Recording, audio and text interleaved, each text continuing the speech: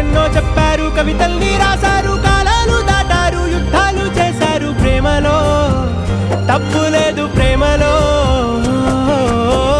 వేల వేల వెన్నెలంత నీదవాలి వెలుగునంత, మోయమంటే నేను ఎంత రే.